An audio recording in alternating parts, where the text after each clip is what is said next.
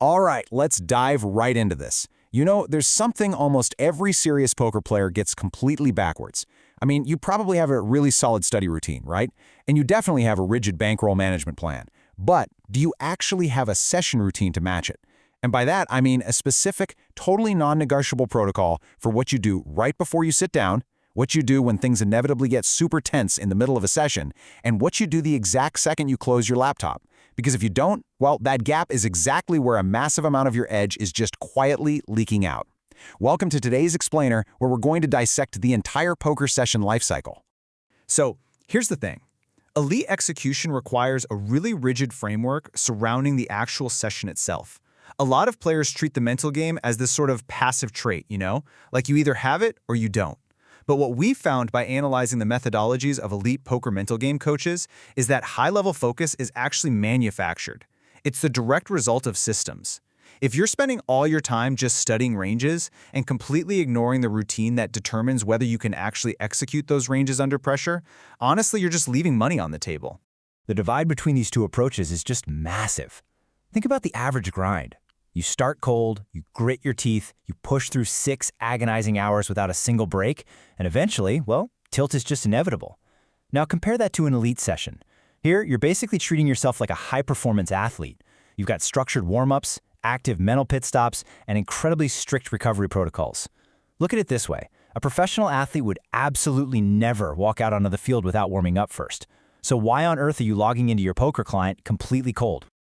To build out your master system today, we're going to look at 4 distinct phases: the pre-session, the mid-session, the post-session, and finally, recovery. Okay, phase 1, the pre-session. This is your warm-up protocol. So before you even jump in, you have to break out of what mental game coach Nick Howard calls the ice. It's that flat, unfocused baseline state most of us wake up in. Actually, if you just sit down right now and start dealing hands, you're going to be making suboptimal decisions before you even realize you aren't fully focused. To fix this, Elliot Rowe's A-Game Poker Masterclass uses this 20 to 30-minute routine called the AGAME protocol. It's super practical.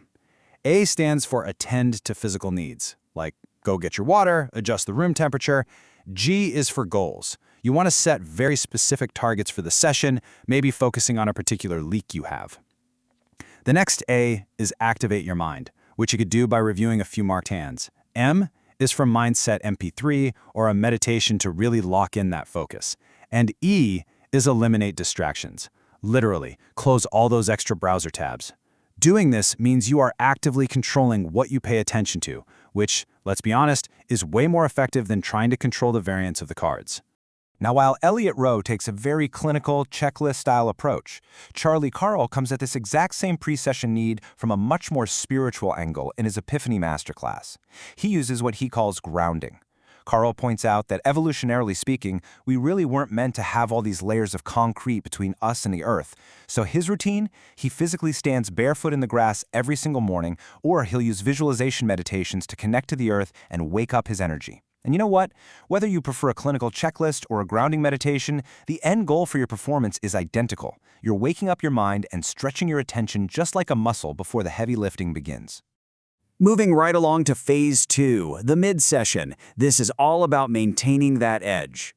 Once the cards are actually in the air, there is this incredibly toxic myth out there that discipline just means staring blankly at a screen for 6 hours straight on autopilot. Guys, that is not discipline. That is a one-way ticket to decision fatigue. Instead, Elliot Rowe introduces this concept of mental pit stops. So during those natural lulls in the action, you deliberately take anywhere from 5 to 30 minutes to actively rest your attention. You actually step away. And no, you don't just open a new tab and browse social media, you genuinely disconnect. Think about it. A Formula 1 car doesn't win a race by never taking a pit stop, right? If you never pit, your tires literally blow out. In poker, your focus is your tires. To figure out exactly when you need one of these pit stops, Rowe recommends doing an A-game audit. It's just a quick 30-second mental checklist. You can run it on a strict timer, like say every hour, or the very second you feel emotionally triggered by a bad beat. You just ask yourself a few things. Am I on autopilot right now? What is my focus level on a scale of 1 to 10? What's my energy level? And seriously, what is my self-talk like right in this moment? The whole point is to catch that emotional drift before it spirals into a massive bankroll-crushing error. But okay, let's be real. What happens when you do get triggered? What happens when your logic completely and utterly fails you? Well, this is where Gordon's behavioral coaching comes into play, and I gotta say, he is absolutely ruthless about it. To enforce his own strict quitting rules, Gordon literally sent $50,000 to a friend's bank account. 50 grand. He told his friend, if I don't stick to my quitting rules today, you keep the money and you go send it to someone I hate. I mean, wow. But the takeaway is clear. You have to create serious, undeniable consequences for yourself if you ever want to truly master mid-session discipline. Like Gordon teaches in his Tilt-Free Today course, money not lost is money won. And to build that quitting muscle, he recommends setting up incredibly rigid guardrails. For example, a strict 3 buy-in stop loss. The second you lose 3 buy-ins, you instantly close the software. No excuses, no just one more hand. He even suggests this thing called the emergency quit. If you know you struggle with severe tilt issues, you literally give a trusted friend permission to log into your computer remotely, like through TeamViewer, and shut it down, or even have them pull your internet plug if you refuse to quit when you hit your limit. It sounds super extreme, I know, but it absolutely saves bankrolls. All right, on to phase 3, the post-session, closing the loop. Now, this is a phase that literally 95% of players completely ignore. They take a bad beat, they rage quit, slam their laptop shut, and just drag all that toxic tilt right into their living room. Elliot calls that sudden stop a total recipe for disaster, and he uses the rubber band effect to explain why. See, during a session, your focus and adrenaline stretch your mind out tight, just like a rubber band. If you just slam the laptop shut, it's like snapping that rubber band violently.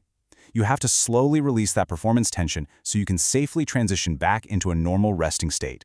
Letting that tension out slowly is what protects your personal life, your mood, and honestly, your sleep quality. So how do you actually release that tension? You do it by closing the loop. This is just a really quick, structured analytical review right after you finish playing. You look at the goals you set in your pre-session and compare them to the reality of how you actually played. You pinpoint any mental or technical leaks that might have popped up. And taking a page from Nick Howard's mental game pack, you quickly review 5 specific hands that you marked during the session. By doing all this, you're closing those open loops in your brain. You're processing the information logically, which then allows you to safely detach from the wild emotional swings of the game. And that brings us to the final piece, phase 4, recovery, sustaining your flow. This final phase isn't just about getting enough sleep. It is basically the secret weapon for sustaining an elite flow state day after day, week after week. Nick Howard argues that true recovery actually requires you to allow really irregular recovery phases for yourself. Think about that. True recovery is not just a standardized, scheduled 15-minute break. Sometimes it means having the humility to step away from the tables completely until you are genuinely back in a highly playable, untilted state, even if that takes a few days. You really have to cater to the fact that you aren't a robot. So the absolutely crucial point to take away from all these experts is this. Your actual edge in poker, or really any high-performance field, is dictated by the systems you put around your performance. I want to leave you with a pretty provocative question, inspired by Gordon's emergency quit strategy. Think about this honestly. If your internet went out right now, right in the middle of your average session, would you be furious, or would it actually save you money? If there's even a tiny part of you that suspects it might save you from yourself, then it's time to build a real session system. Take these frameworks, build out your routine, and protect your edge.